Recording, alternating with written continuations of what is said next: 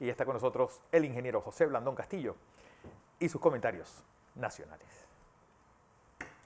Don José. Fernando, algún día le contaré a nuestra audiencia algunas cosas, las interioridades de este caso de Carlos Andrés Pérez, El águila tachirense. que jugó un papel importante en el proceso de democratización cuando se inició las guerrillas por parte de Castro. Bueno, Venezuela siempre estuvo en el ojo de los Castro, ¿no? Como él desarrolló todo el papel que jugó en Centroamérica y estas acusaciones absurdas que se plantearon. Un día les voy a contar sobre todo eso, porque Carlos Andrés Pérez sigue siendo sin duda uno de los hombres más importantes en la historia de la recuperación del canal para los panameños. A ver, vamos a ver, nos están preguntando sobre por qué no le hemos hablado sobre qué pasó en las elecciones primarias de los 5 estados de ayer. Lo vamos a dar los resultados porque a la madrugada de hoy había muchas incertidumbres de quién había ganado y todavía hoy estoy viendo resultados de Carolina del Norte donde aparentemente habría ganado el candidato que no apoyaba al señor Trump. Wow. Lo más importante, no, aparente, digo, hay que mirar los números a ver qué pasó. En Pensilvania todavía se estaba contando. Mañana le hacemos un análisis sobre eso. Bien. ¿Por qué es importante? Porque lo que pasa en los Estados Unidos nos interesa a nosotros. Es nuestro principal socio, ¿no, Fernando? Por supuesto, por mucho. Lo que pasa en la política, en la economía, en todo. Bien. Hablemos de COVID. No tenemos buenas noticias para hoy, miércoles. Tenemos una positividad, si tienes por ahí la gráfica, no a mí es posible ponerla, ahí está. Mire la cantidad de casos nuevos, 3.910. Se realizaron 17.618 pruebas. La positividad está en 22,1% en ascenso. Los casos activos en ascenso en 25.630 con respecto al día de ayer. Fíjense dónde están los hospitalizados en sala, Fernando. En 189. Estuvimos por debajo de 40. Las hospitalizaciones en UCI se han trepado a 35. Estuvimos en 3. Y los fallecidos ayer fueron 4, subiendo, y los recuperados son 780.312. Fíjese esa tabla, ¿qué nos indica? Si usted recuerda esta, como le explicaba el doctor Carlos Batista, con mucha precisión, si usted compara las anteriores olas con esta, ¿qué cosa va a encontrar usted? Va a encontrar A, menos cantidad de muertos. B, va a encontrar que a pesar del incremento de la positividad y de los casos activos, usted tiene menos gente en los hospitales. ¿Por qué va a encontrar eso? Porque hace 1 año y medio nosotros teníamos menos gente vacunada que lo que tenemos ahora. Ahí tiene usted la primera evidencia de la cantidad de la importancia de la vacunación. Entonces tenemos que, los que no estamos vacunados, vacunarse. Lo que le hace falta una dosis, ponérsela. Tenemos vacunas afortunadamente, y póngase la vacuna de la influenza, ¿no? Porque todo eso lo ayuda a protegerse y ayuda a que nuestro sistema de salud pública y privada, que juega un papel importante, se mantenga con la capacidad de atender la gama de pacientes que produce las enfermedades en este país. Hoy tenemos un poco más de presión de la COVID-19 sobre nuestro sistema hospitalario, gracias a la cantidad de vacunas que hemos aplicado, a la cantidad de población vacunada en varias dosis, con 2, 3 dosis. Hemos reducido sustancialmente la cantidad de muertos. Y la presión en el sistema hospitalario, aunque crece, porque crece la positividad, se ha mantenido más baja que las otras olas donde no teníamos aplicación de vacunas en esta magnitud. Pero aún así, nosotros tenemos que seguir pendientes de esto. Es una guerra que no está concluida. Y la 4ª dosis ponérsela. Y ponerse a la 4ª dosis, hombre. Tienes más de 50 años y eres enfermo inmunosupresivo. Y ahí está nuestro equipo. Y hablo de nuestro equipo porque para nosotros, aquí en este colectivo, para nosotros el equipo de salud es nuestro equipo. Nosotros tenemos el suéter de ellos, pues, que a ellos tenemos que apoyarlo, a ellos, todas las autoridades de seguridad que apoyan a todo ese equipo, a toda la logística para eso. Ese es nuestro equipo. Y lo que diga a ellos, nosotros tenemos que seguirle, ¿no? Independientemente de que a nosotros no nos gusta estar en esto, claro que sí. Pero esto tenemos que seguirlo porque tenemos que orientar a que esto no ha terminado. Y sobre todo, ¿por qué es importante esto? Porque entramos nosotros en una serie de espirales políticas, elecciones de los partidos. Ya pasó el Partido Social Democrático, que asumió toda una serie de expectativas en los medios y todavía siguen los medios hablando de lo que está pasando en el PRD y se han olvidado de lo del PRD. Ya pasó. ¿Qué va a pasar con el PRD y el gobierno? Es una cosa que tiene que decir el gobierno y el PRD. Si quieren tener opciones para el año 2024, claro, ese es un problema que ellos tienen que resolver. A nosotros lo que nos interesa es que el presidente de la República enfoque su trabajo en los temas que son fundamentales para el país.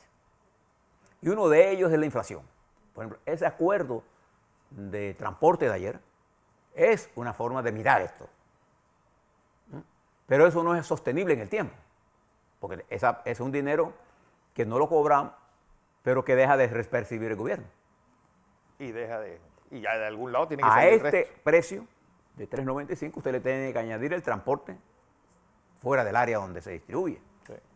Entonces, estos costos se pueden soportar por 2 o 3 meses. Probablemente en 3 meses haya otra situación con respecto al poner petróleo.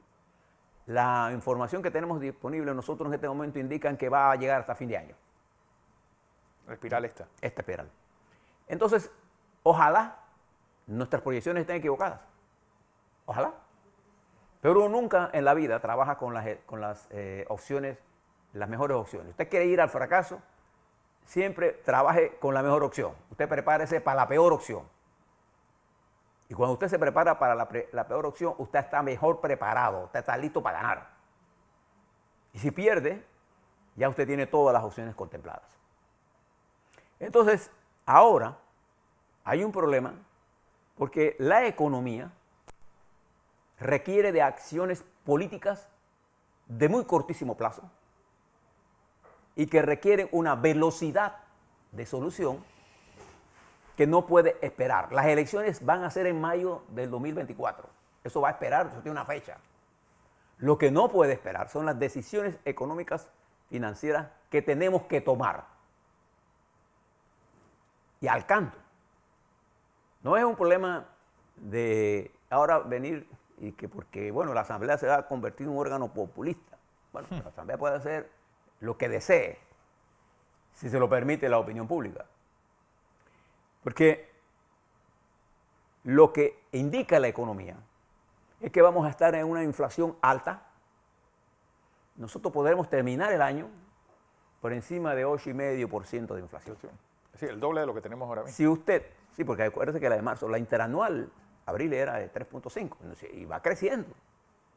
Entonces nosotros vamos a tener que bregar con esto, porque esto va a tener un impacto en usted, en su comida, en su transporte, en sus medicinas, ¿no? Y súmele a esta inflación los costos exorbitantes de las medicinas. Súmele el incremento y ahora ausencia de algunos productos que vamos a tener que reemplazar con otros. El aumento de los costos de los vegetales. ¿Y qué vamos a hacer con el sector agropecuario? Son políticas económicas que tenemos que aplicar desde el punto de vista económico anticíclicas. Es decir, cuando la economía cae, usted tiene que aplicar políticas para incentivar la inversión. Para, en vez de poner impuestos, producir demanda para las ofertas que existan, para poder mover la economía. Nosotros, como no tenemos moneda, nosotros, ¿cuál es nuestra forma de poner efectivo en el financiamiento? Sí, el subsidio. Y para poder poner financiamiento en el presupuesto, ¿qué necesitamos? Que los sectores que movilizan la economía tengan un nivel de estabilidad. ¿Y cuáles son los sectores que se movilizan la economía? Bueno, el sector minero es uno de ellos. El presidente habló ayer de eso. Bueno, nosotros necesitamos terminar el contrato de minera. Urgentemente.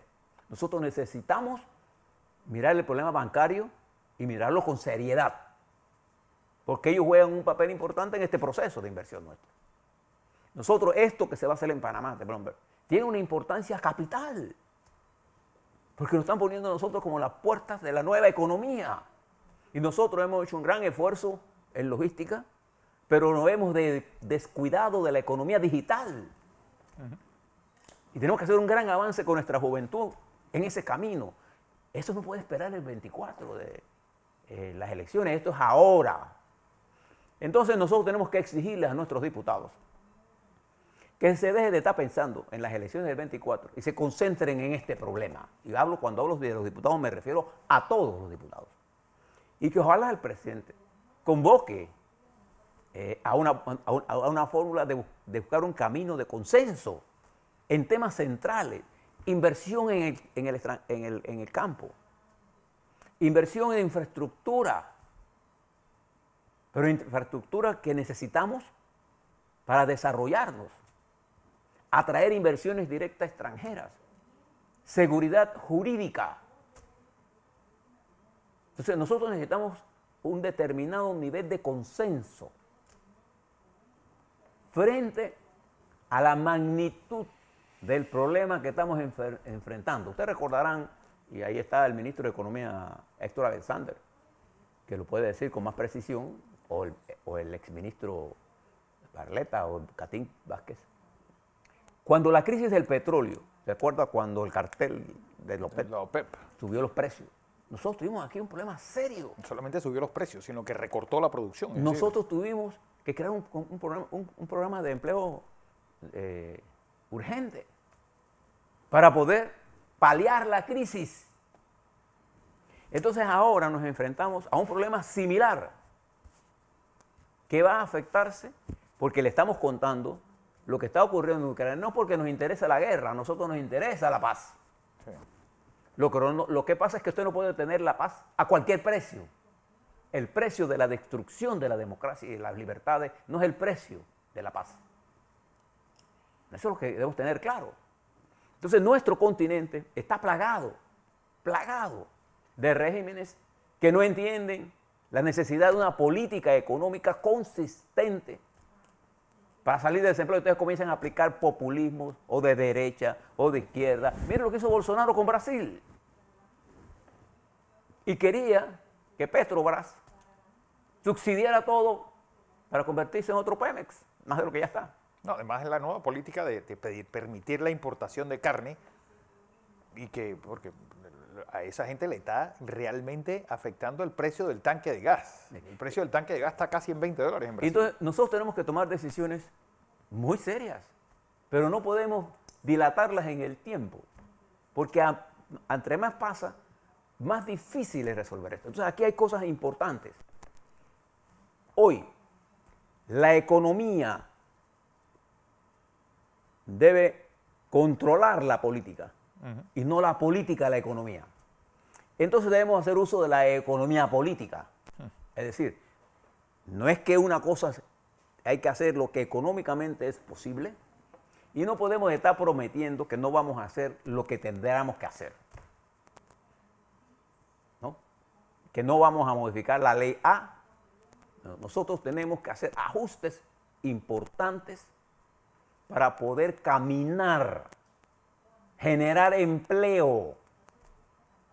Ese es el problema fundamental, Fernando, que nosotros tenemos que abordar. Y eso no es tan fácil. Sí. Eso requiere mucha gente de experiencia. Nosotros tenemos ese talento en Panamá, lo tenemos. Lo que tenemos es que recurrir a ese talento para resolver los problemas que tenemos. A ver, ¿cuánto subsidio más aguanta este gobierno? De los miles de millones que ya estamos pagando. Sí, sí. Puede seguir subsidiando. ¿A costa de qué? A costa entonces de no invertir. Y al no invertir, ¿qué no tenemos? Empleo. Y tienes que seguir subsidiando. Y si nosotros no resolvemos el problema del sector privado, ¿cómo vamos a generar empleo? Si nosotros seguimos en nuestra política de satanizar el sector privado, ¿qué estamos haciendo? Ahí vi en un periódico, ¿no?, casos, por ejemplo, que empresas que no le pagamos, y entonces algunas que tienen acuerdos judiciales, no le pagamos, entonces dejamos que cuando usted cierra esas empresas, ¿qué pasa? No hay empleo. No hay empleo. Si no le pagamos al sector de la construcción lo que le debemos, entonces van a paralizar las obras. Claro. Entonces tenemos que pagarle, pero si le pagamos a ellos, tenemos que saber que esa plata no se vaya a los subsidios. Entonces tenemos que tomar medidas duras, pero nuestro país es capaz de aguantar lo que haya que aguantar si ve que el sacrificio es de todos. Pero no le pida sacrificio a un lugar a unos y a otros, no. Sí. Entonces creo que esto no es tan fácil. Vamos. Esto requiere, Fernando, usted lo sabe por su conocimiento, porque usted sí no es un hombre de oído, usted es un hombre estudiado. Claro. ¿No? Sabe que esto requiere no solamente paciencia, requiere conocimiento, disciplina, sudor, sangre, para evitar la catástrofe que nos amenaza. Así es.